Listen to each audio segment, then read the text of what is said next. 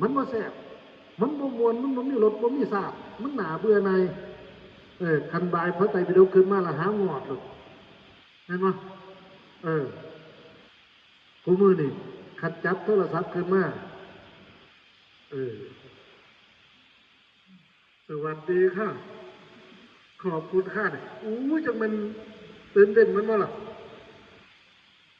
นะโมตัสสะภะคะวะตัดไปใช่นะภะคะวะแต๊บไปใช่เลยเปลี่ยนช่อง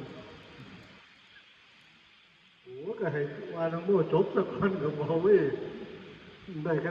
น้องโมตัดอีกทีเว้ยนั่นแหละครับตาเลยโอ้โหถูกคุมกำเนิดมีแต่ขบวนการสกัดดาวรุ่งมองแล้วกลายเป็นดาวรุ่งเลยไปพวกเป็นเลยเห็นไหมเขาเข้าใจเลยแล้วมันจะเจริญได้ยังไงนี่มีปริยัติเหมือนอาภาพมันเลยมาถามจริงๆนี่มืดตึ๊บด้วยประโยค9กระยาแล้วประโยค18คือบ่เกี่ยวดิลองมาทำเรื่องขันหานี่เลยโอ้ยคุณพระอัฏฐไตรปิฎกยังมาถามนี่ว่าไปว่าเป็นเลยเพราะไม่เคยวิจัยวิจารณ์เรื่องนี้ไม่เคยเข้าใจทำความเข้าใจให้ชัดเจนแล้วสิไปว่าอย่างมาห้าประโยคเก่าไม่เนาะอันเพิ่นประโยคเก่ามาห้าประโยคเก่าเนาะย่ำได้ย่ำได้ก็อันเก่าเลยแหละพอจำจะเถื่อพวกไปพวกมาจะเถื่อพวกเรื่องขันจะเถื่อดึงเดียวแล้วมันจะไปดูเรื่องจะไหนนั่นมะน่าเสียดายมากตรงนี้น่าเสียดายมันขาดครูขาดอาจารย์ขาดกัลยาณมิตรขาดผู้รู้มาทำความเข้าใจมาแนะมานำลำพังสติปัญญาของเรามันไม่ถึงขนาดนั้นเอาล่องโง่ซื่อๆหนึ่งบ่แจกมันเจ้าสิไปเสียแล้ววันนี้นิมนต์หลวงพ่อไปนิพพานเลยข้าพเจ้าจะขอกลับบ้านเอาลองถามบังระหว่างนิพพานกับบ้านบ่เจ้าหูจักอย่างนะบ่เจ้าเข้าใจอย่างบ่เจ้าขึ้นหอดอย่างบ่เจ้าเห็นอย่างก็เห็นบ้านแล้วจะไปเห็นนิพพานอย่างจักเมียนหรือโมเมนมันบ่ล่ะจักมีหรือบ่มีแต่พระว่ามีแต่คนมาซื่อมันเป็นยังไงมันโลขึ้นนาเดชบ่ในภาครับเลยนาเดชมันง่ามเพื่อนั่งโอปอว่าสันมิสโวเนาะไปในรอบ72 ปีเนาะ70 กว่าปีน่ะโอ้เห็นบ่คนละเรื่องคนละโลกเลยแล้วปริยัติมันจะเตือนได้ไงมันพอไปเรียนกับยังบ้านเนี่ยเสยโยอัมโยนาหิสนังสมาหิจักทำตายยังบุรุษเอาไปใส่ยังกับพวกเป็ดเกิดแม่นแล้วมหาวิเชียรเนี่ยนี่เราคนบาลีดุมันถ่ายทอดน่าตีเราอันส้มทำทาเป็นพระปาเนี่ยว่าสันว่าพอเขาปาแล้วทำทาตำหนิติติงปริยัติเนาะก็บ่แม่นเกิดมาจากบาลีนี่บอกเอาแล้วบ้างเลยกลายเป็นผู้ผิดเลยกลายเป็นนักโทษของสังคมหลวงพ่อแท้ๆเขาเข้าใจอยู่มันก็เข้าใจเนาะแต่ต้องการเนี่ยปริยัตินี่ทำไมมันจะไม่อาพาธก็เพราะพวกเราไม่เข้าใจไม่รู้เรื่องไม่ได้เจาะลึกภาษาของเขาเนี่ยแค่เรื่องอะไรเมื่อกี้นี่เรื่องจิตมันว่าเรื่องกายเรื่องจิตพวกเราก็มันเต๊กแล้วไอ้จิตเนี่ยมันมีโตโคโลบ่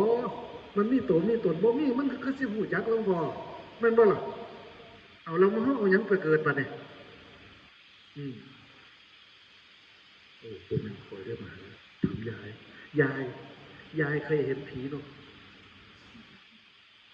ใช่เนาะอย่าตัวข่อยเจ้าตัวมาบอกสู้ข่อยฟังว่าหยังเจ้าไปเห็นอันคนมาหาตอนนั้นโยมคนหนึ่งเขากินยาตายนี่แหละผิดหวังความรักเนี่ยนะแล้วเอาไปโรงพยาบาลนะเอาไปโรงพยาบาลทางนี้ก็ไปนอนปกติว่า บ้านเราแต่ก่อนเนาะเมื่อไอ้พูดเนี่ยตั้งแต่สมัยหลวงพ่อเป็นเด็กน้อยยายเป็นผู้หลักผู้ใหญ่ไปนอนเฝ้าน่าเรื่องเฝ้าเราได้เลยเริ่มจื้อได้แล้วได้เลยในขณะประมาณทารยายประมาณตีได้ฮะโอ้ประมาณ2-3 ทุ่มเนาะแต่ก่อนมันยังบ่มีโทรทัศน์ยังบ่มีอย่างในแต่สมัยนั้นเออไฟก็ยังไม่อะไรน้อยใจเนาะมีแต่ไฟอะไรไฟแบบไอ้นั่นนะตะเกียงแบบนั้นนะปั๊บยายบอกว่าพอมันเสื่อมๆมานะนอนเฝ้ากันเต็มอยู่แล้วเต็มเฮือนนั่นน่ะก็ว่าโลกฟังข่าวนะว่าไปโรงพยาบาลไปล้างท้องคนกินฟุริดอนที่ด่านเข้าไปนะว่าจะเป็นยังไงบ้างพอแต่ดึกๆมากเลยยายเพิ่นหูเมื่อขึ้นมาเสื่อมๆนั่นแหละเหมือนเครื่องหลับเครื่องดื่มแบบว่าปั๊บนี่นั่งเรียกว่ากินยานยางมากยางมาก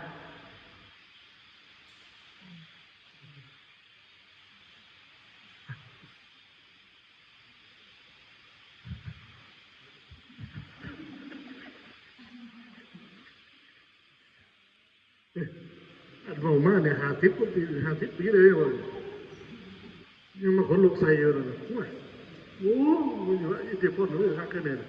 ย่างเขาห้องเราใหญ่เนาะก็เปิดประตูนี่ดิเปิดประตูปกติเนี่ยเปิดประตูเลยโอ้ก็เลยเข้าใจแล้วก็รับไปเนี่ย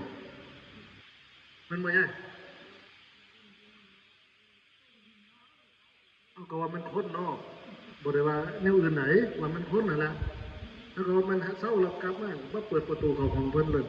ปรับบัดไหนพอแต่แจ้งมาเขามาแจ้งข่าวแต่มันตายเต็มมาก่อนละที่จริงไม่ใช่ถึงบอกว่าอะไรปฏิสนธิวิญญาณกับจุติจิตนี่เขารับกันจะต้องอันนี้เรียกว่าอะไรเขาเรียกว่าไม่ก่อนไม่หลังมีความหมายไม่ก่อนไม่หลัง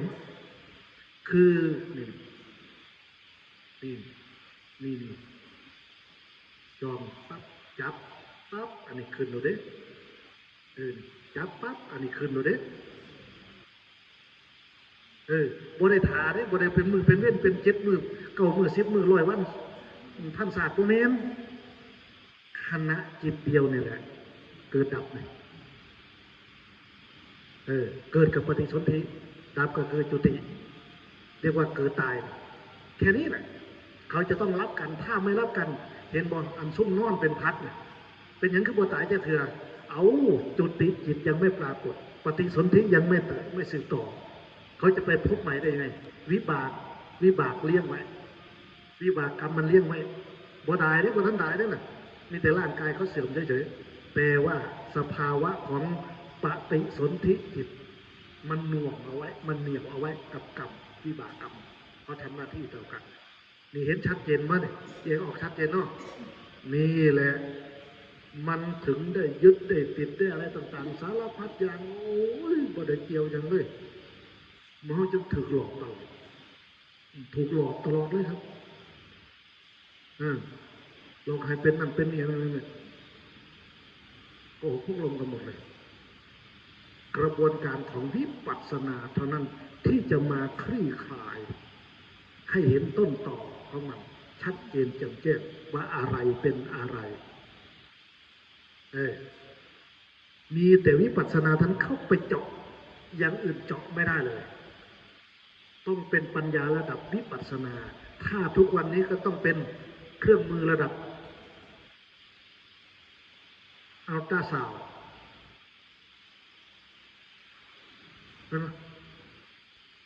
สแกนซาวเจาะลึกเข้าไปเลยมันถึงจะไปรู้ว่ามันเป็นอะไรเป็นอะไรเป็นอะไรอันนี้เนื้อร้ายหรือเนื้อไม่ร้ายอันนั้นเนี่ยจะต้องสาวเขาเรียกว่าอะไรนะเขาเอิญยังฉายรังสีใช่ไหมฉายรังสีอยู่ไหมนั่นแหละก็วิปัสสนาไงฉายรังสีอินไซด์ในเจาะลึกเข้าไป เจาะจนกระทั่งเข้าไปถึงที่ไปที่มาของมันว่าอะไรเป็นอะไรกายมาจากไหนใจมาจากไหนแล้วไอ้ความรู้สึกนึกคิดมันมาจากไหนอะไรยังเขาจะแยกออกชัดเจน